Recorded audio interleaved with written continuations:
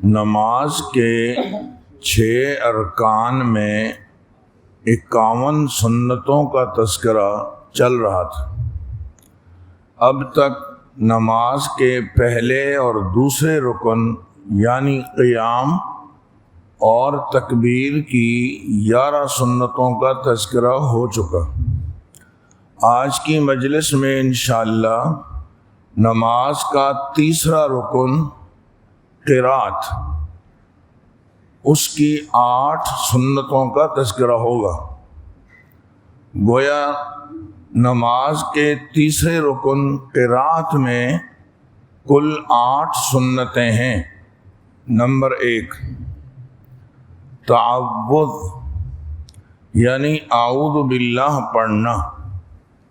میں ایک جملہ معترضہ ڈال رہا ہوں، اور وہ یہ کہ جب امام اللہ اکبر کہہ کر اور مقتدی بھی اللہ اکبر کہہ کر نماز شروع کرتے ہیں تو یہ اعوذ باللہ بسم اللہ سے پہلے ثنا پڑھی جاتی ہے، سبحانک اللہم و بحمدک، اور دیگر دعاؤں کا تذکرہ بھی آتا ہے۔ یہ بھی سنت سے ثابت ہیں، ان کو بھی پڑھنا چاہیے۔ امام بھی پڑھے گا، مقتدی بھی پڑھے گا، لیکن اس کے بعد جو تعوذ پڑھنا ہے، جو میں نے پہلی سنت ذکر کی اعوذ باللہ پڑھنا اور پھر بسم اللہ پڑھنا، یہ امام پڑھے گا اور یا وہ آدمی پڑھے گا جو اکیلے نماز پڑھ رہا ہو۔ مقتدی کو اعوذ باللہ بسم اللہ نہیں پڑھنا، اس لیے کہ اعوذ باللہ تو وہ پڑھے جس نے قرات کرنی ہے۔ فَإِذَا قَرَأْتَ الْقُرْآنَ فَاسْتَعِذْ بِاللَّهِ مِنَ الشَّيْطَانِ الرَّجِيمِ، اور ظاہر ہے کہ امام نے قرات کرنی ہے تو اعوذ باللہ پڑھے گا۔ جو آدمی اکیلے نماز پڑھ رہا ہے اس نے بھی قرات کرنی ہے، سورہ فاتحہ پڑھنی ہے، کوئی سورت ملانی ہے، وہ بھی اعوذ باللہ بسم اللہ پڑھے گا۔ لیکن جو مقتدی ہے، جماعت کے ساتھ نماز پڑھنے والا مقتدی، وہ ثنا پڑھ کے سبحانک اللہم و بحمدک ثنا پڑھ کے خاموش ہو جائے، اس لیے کہ قرآن مجید میں ہے فَإِذَا قُرِئَ الْقُرْآنُ فَاسْتَمِعُوا لَهُ وَأَنصِتُوا لَعَلَّكُمْ تُرْحَمُونَ۔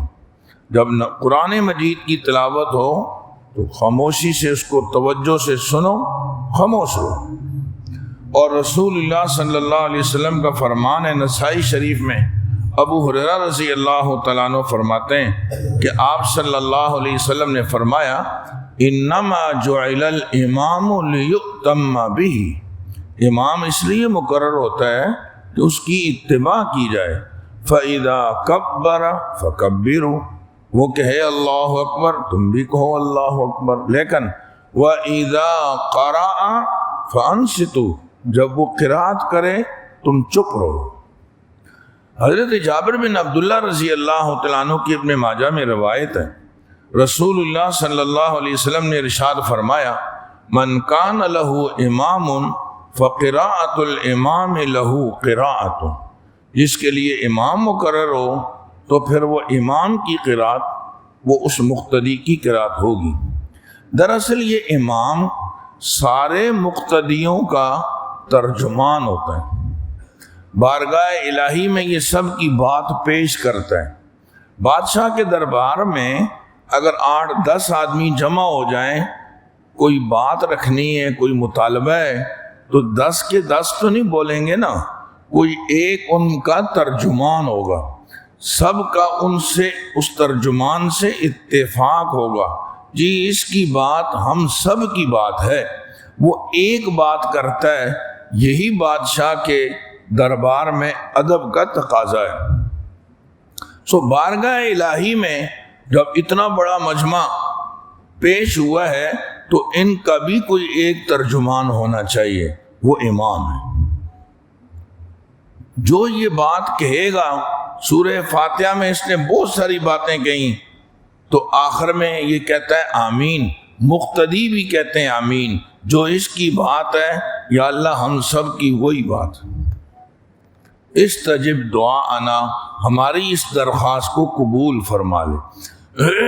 حدیث میں ہے اذا قرأ، بخاری شریف کی روایت ہے، اذا قال الامام غیر المغضوب علیہم ولا الضالین، اذا قال الامام، جب امام کہے غیر المغضوب علیہم ولا الضالین تو قولو آمین، آمین میں سب شریک ہو جاؤ، لیکن سورہ فاتحہ میں صرف اذا قال الامام، جب صرف امام کہے وہاں مفرد کا صیغہ استعمال کیا ہے۔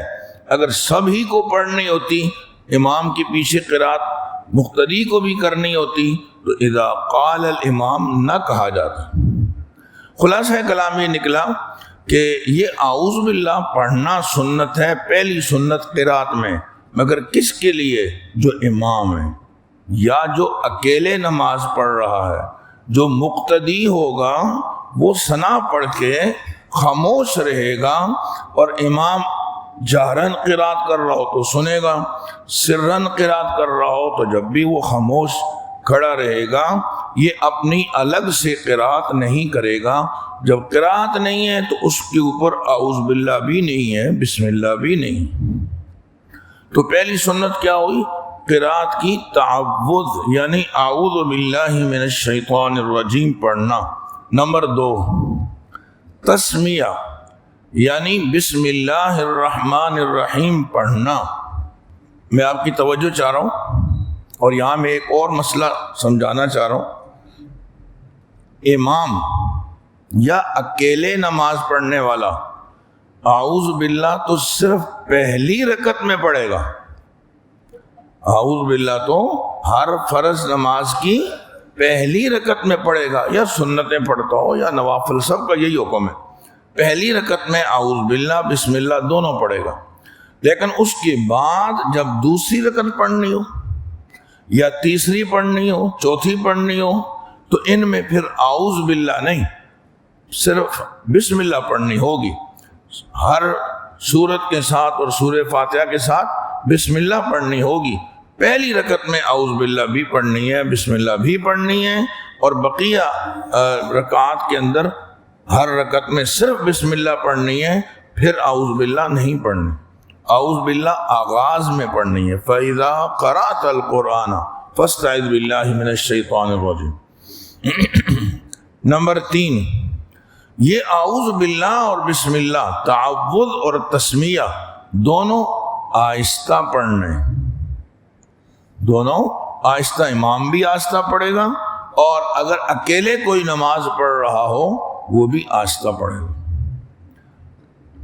نمبر 4، میں چوتھی سنت کو بیان کرنے سے پہلے درمیان میں ایک اور مسئلہ عرض کرنا چاہ رہا ہوں کہ اعوذ باللہ بسم اللہ کے بعد اب امام سورہ فاتحہ شروع کرے گا، اور جو آدمی اکیلے نماز پڑھ رہا ہو وہ بھی سورہ فاتحہ پڑھے گا۔ تو سورہ فاتحہ پڑھنے میں ہر آیت پر وقف کرنا چاہیے، یہ بھی سنت ہے۔ حدیث میں آتا ہے کہ ہر آیت پر جب آدمی وقف کرتا ہے تو اللہ تعالیٰ کی طرف سے جواب ملتا ہے۔ اتنا وقف کر لے، اتنا رک جائے کہ رب کی طرف سے جواب آ جائے، الحمدللہ رب العالمین۔ جواب آتا ہے حمدنی عبدی، میرے بندے نے میری تعریف کی، الرحمن الرحیم، اثنا علی عبدی، میرے بندے نے میری ثنا بیان کی، مالک یوم الدین، جواب آتا ہے مجدنی عبدی، میرے بندے نے میری بزرگی بیان کی، ایاک نعبد و ایاک نستعین، جواب آتا ہے ھذا بینی و بین عبدی ولعبدی ما سأل۔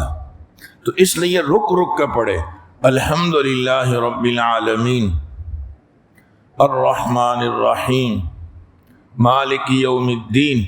کسی نے اگر ملا کر پورا ہی پڑھ دیا نماز تو ہو جائے گی، لیکن تھوڑے نمبر کم ملیں گے۔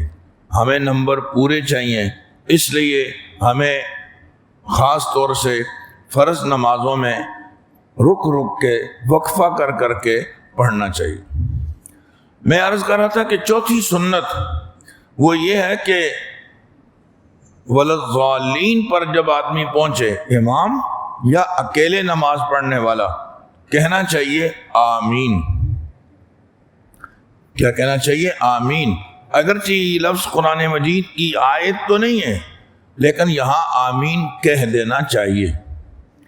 اس کا معنی ہے استجب دعاءنا، اے اللہ ہماری دعا کو قبول فرما لے۔ نمبر 5، یہ آمین آہستہ کہنی چاہیے۔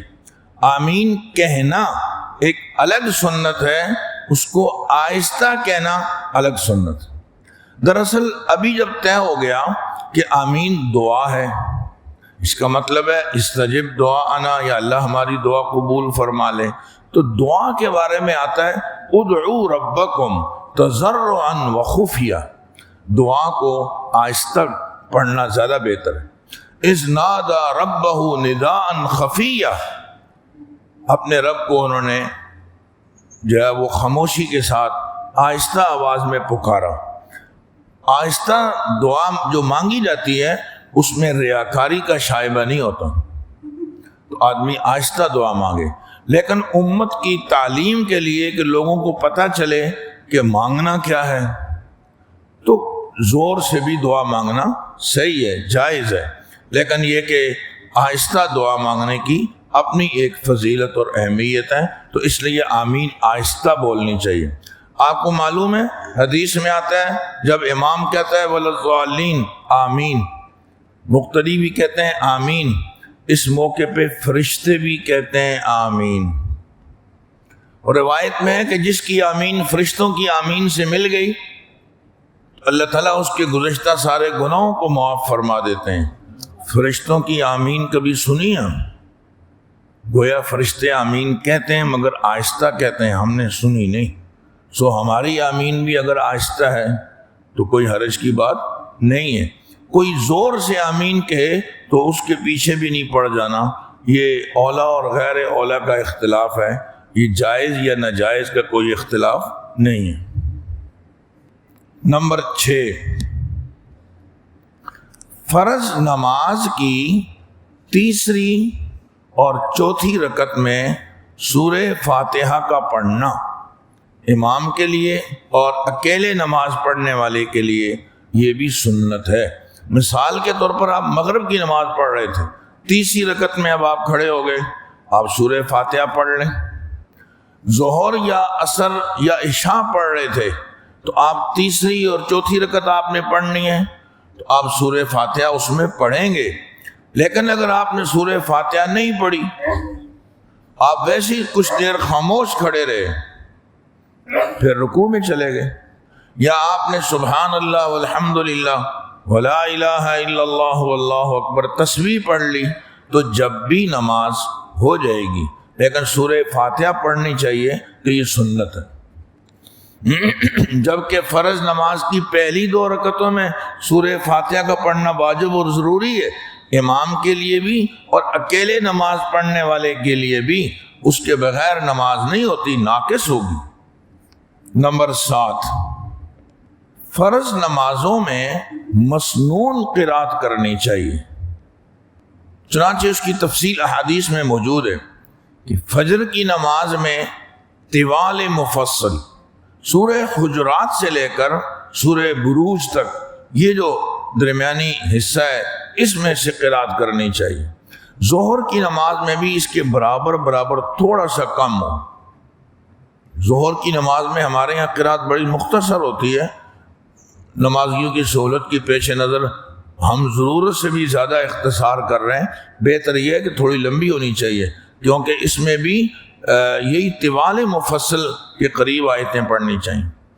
اور عصر کی نماز میں، عشاء کی نماز میں اوساط مفصل سورہ بروج سے لے کر سورہ بینہ تک یہ صورتیں پڑھنی چاہیے درمیان کی۔ اور مغرب کی نماز میں قصار مفصل، یعنی جو ہے وہ بینہ سے لے کر سورہ ناس تک آخر تک کی جو صورتیں ہیں یہ پڑھنی چاہیے، یہ مسنون قرات کہلاتی ہے۔ کسی نے اگر اس کے علاوہ کسی اور جگہ سے قرات کر لی یہ نماز بھی بغیر کسی کراہت کے ہو جائے گی۔ نمبر 8، فجر کی نماز، ایسی ظہر کی نماز، تقریباً جو نمازیں ہم ساری جماعت سے پڑھتے ہیں نا، اس میں پہلی رکعت، مغرب میں تو ویسے قصار مفصل ہے، دونوں میں چھوٹی صورتیں، تو اتنا بڑا فرق واضح نہیں ہوتا، لیکن خاص طور سے فجر کی نماز اور ظہر کی نماز، اس میں پہلی رکعت قدر لمبی ہونی چاہیے بنسبت دوسری رکعت کے۔ پہلی رکعت قدر لمبی ہونی چاہیے بنسبت دوسری رکعت کے، یہ بھی مستقل سنت ہے۔ پہلی رکعت قدر لمبی ہوگی تو بہت سارے لوگوں کو پہلی رکعت میں شامل ہونے کا موقع مل جائے گا۔ تو آپ صلی اللہ علیہ وسلم کی فجر کی نماز، ظہر کی نماز میں پہلی رکعت قدر لمبی ہوتی تھی۔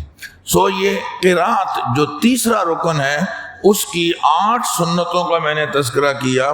نمبر 1 اعوذ باللہ پڑھنا، نمبر 2 تسمیہ پڑھنا، نمبر 3 تعوذ اور تسمیہ دونوں آہستہ پڑھنا، نمبر 4 ولضالین پر جب پہنچیں تو آمین کہنا، نمبر 5 آمین آہستہ کہنا، نمبر 6 فرض نماز کی تیسری اور چوتھی رکعت میں سورہ فاتحہ پڑھنا، نمبر 7 فرضوں میں مسنون قرات کرنا، اور نمبر 8 فجر کی پہلی رکعت کو قدر طویل پڑھنا۔ اللہ تعالی ہمیں عمل کی توفیق عطا فرمائے۔